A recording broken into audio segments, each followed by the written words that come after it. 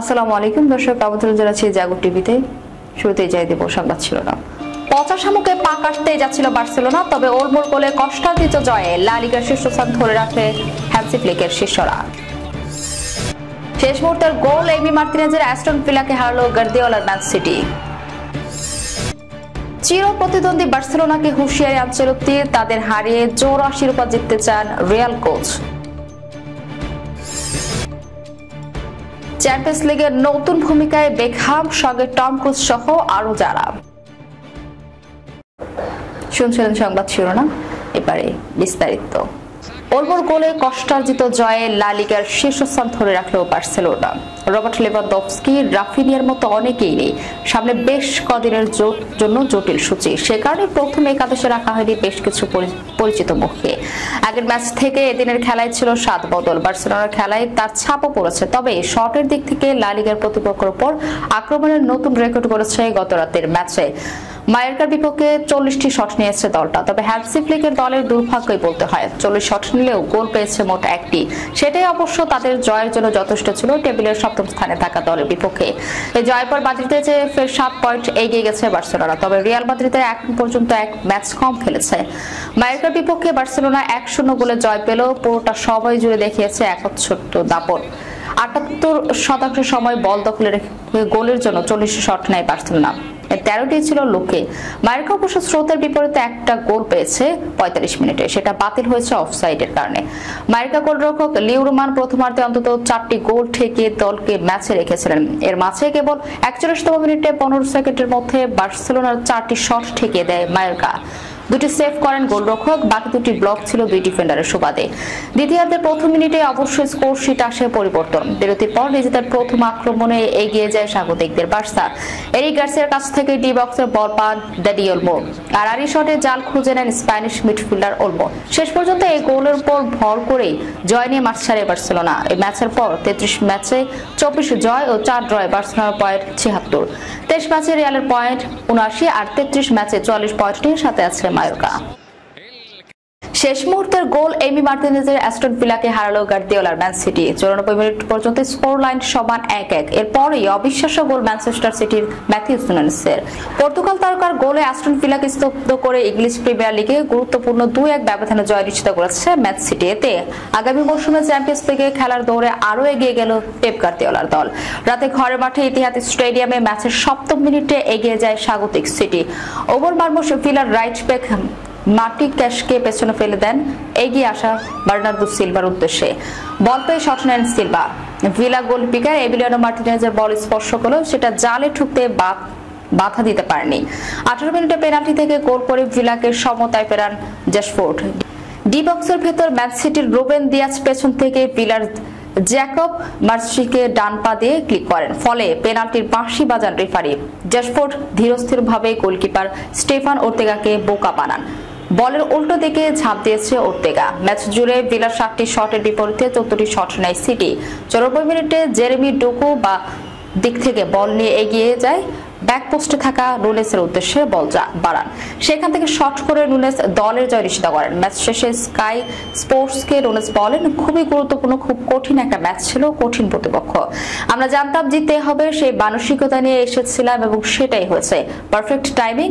34 ম্যাচে 61 পয়েন্ট নিয়ে 3য় স্থানে রয়েছে সিটি। স্কাই স্পোর্টসকে বলেন, সিটি কোচ পেপ গার্দিওলা বলেন, আমরা সাধারণত শেষ মুহূর্তে গোল করতে অভ্যস্ত না, তাই আমি খুবই খুশি সেই গোলটির জন্য, কারণ আমরা এখন শেষ 4-5টি ম্যাচে আছি এবং চ্যাম্পিয়ন্স লিগে কোয়ালিফাই করার লড়াই আছি। চির প্রতিদ্বন্দ্বী বার্সেলোনাকে হুঁশিয়ারি আনচেলত্তির, তাদের হারিয়ে জোড়া শিরোপা জিততে চান রিয়াল কোচ। চ্যাম্পিয়ন্স লিগের কোয়ার্টার ফাইনাল থেকে হতাশজনক বিদায়ের পর রিয়ালের চোখ এখন জোড়া শিরোপার দিকে। লা লিগা শিরোপা ধরে রাখার পাশাপাশি রিয়ালের চ্যালেঞ্জ কোপা দেল রে জেতারও। এই দুটি শিরোপা জিততে পারলে এখন পর্যন্ত হতাশায় কাটানো মৌসুমটা আনন্দের সঙ্গে শেষ করতে পারবে লস ব্ল্যাঙ্কসরা। কাজটা অবশ্য সহজ নয়। এই দুটি শিরোপা জয়ে রিয়ালের সামনে সবচেয়ে বড় বাধার নাম চির প্রতিদ্বন্দ্বী বার্সেলোনা। শুরুতেই বলা যাক কোপা দেল রের প্রসঙ্গে। আগামী শনিবার রাতে কোপা দেল রের ফাইনালে মুখোমুখি হবে দুই চির প্রতিদ্বন্দ্বী রিয়াল বার্সা। এর আগে স্প্যানিশ সুপার কাপের ফাইনালে বার্সার কাছে 5-2 গোলে বিধ্বস্ত হয় শিরোপা হাতছাড়ি করেছিল রিয়াল। একইভাবে লা লিগার প্রথম লেগের ম্যাচে নিজেদের মাঠে রিয়ালের বিধ্বস্ত হয়েছিল 4-0 গোলে। এখন শিরোপা জয়ের পাশাপাশি এই দুই হারের শোধ নেওয়ার সুযোগ আছে রিয়ালের সামনে। বার্সার পয়েন্ট 73, রিয়ালের পয়েন্ট 79।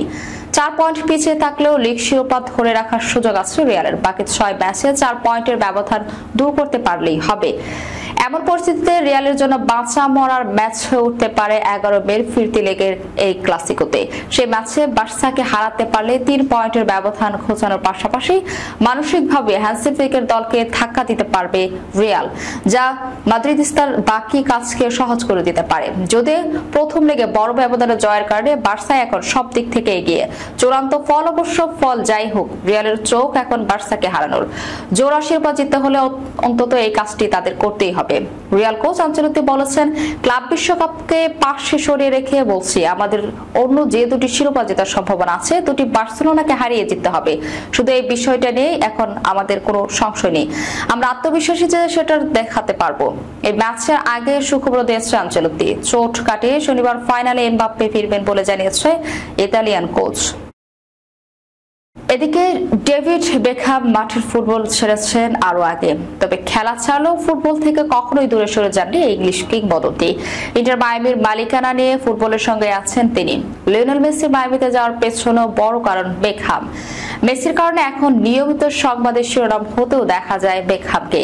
তবে এবার মায়ামি নয়, বেকহাম আলোচনায় এলেন চ্যাম্পিয়ন্স লিগে ফেরার কারণে। ইংলিশ তারকা বেকহাম ফিরেছেন ভিন্ন ভূমিকায়। 49 বছর বয়সী বেকহামকে এবার দেখা যাবে প্যারামাউন্ট প্লাস টিভির একটি অনুষ্ঠান উপস্থাপনা করতে। বেকহাম অ্যান্ড ফ্রেন্ডস অনুষ্ঠানে তার সঙ্গে অংশ নেবেন বিভিন্ন অঙ্গনের তারকারা। ব্রিটিশ সংবাদ মাধ্যম মেইন অনলাইন জানিয়েছে, বিখ্যাত শেফ গর্ডন রামসে, অভিনেতা টম ক্রুজ, অভিনেতা রায়ান ব্লেড সহ শীর্ষ তারকাদের দেখা যাবে বেকহামের এই অনুষ্ঠানে। এই অনুষ্ঠানে উপস্থাপনা করে নিয়ে সিবিএস গোলাজ স্পোর্টস নিউইয়র্কে বেকহাম বলেছেন, আমি সত্যিই কয়েকজন বন্ধু ও কয়েক গ্লাস ওয়াইন নিয়ে খেলা দেখতে এবং আলোচনা করতে উন্মুখ হয়ে আছি। বেকহামের এই অনুষ্ঠান প্রথম দুটি পর্ব সম্প্রচার করা হবে লন্ডন থেকে, যেটি মূলত কভার করলে 6 থেকে 7 মের চ্যাম্পিয়ন্স লিগ সেমিফাইনালের দ্বিতীয় লেগের খেলা, যেখানে মুখোমুখি হবে ইন্টার মিলান, বার্সেলোনা এবং আর্সেনাল পিএসজি। সামাজিক যোগাযোগ মাধ্যম ইনস্টাগ্রামে একটি ভিডিও পোস্ট করে সবাইকে অনুষ্ঠানের সেটও দেখিয়েছে বেকহাম। বিলাসবহুল সেটটি দেখানোর সময় বেশ উৎফুল্ল ছিলেন বেকহাম, যেখানে বেকহামের সঙ্গে আলাপচারিতায় দেখা গেছে ফরাসি কিংবদন্তি থিয়েরি ওরিকে। এখন বেকহামেরও এই অনুষ্ঠানে কেমন জনপ্রিয়তা পায় সেটাই দেখার অপেক্ষা। যাবার আগে সংবাদ শিরোনামগুলো জানিয়ে দিব আরো একবার। 50 মুখে পা কাটতে যাচ্ছিল বার্সেলোনা, তবে ওলমোর গোলে কষ্টার্জিত জয়ে লা লিগার শীর্ষস্থান ধরে রাখে হ্যান্সি ফ্লিকের শিষ্যরা। শেষ মুহূর্তের গোল এমি মার্তিনেজের অ্যাস্টন ভিলাকে হারালো গার্দিওলার ম্যান সিটি। চির প্রতিদ্বন্দ্বী বার্সেলোনাকে হুঁশিয়ারি আনচেলত্তি, তাদের হারিয়ে জোড়া শিরোপা জিততে চান রিয়াল কোচ। চ্যাম্পিয়ন্স লিগের নতুন ভূমিকায় বেকহাম, সঙ্গে টম ক্রুজ সহ আরো যারা। এই ছিল এখনকার মতো। পরবর্তী সংবাদ দেখার আমন্ত্রণ রইল। ধন্যবাদ সবাইকে। আল্লাহ হাফেজ।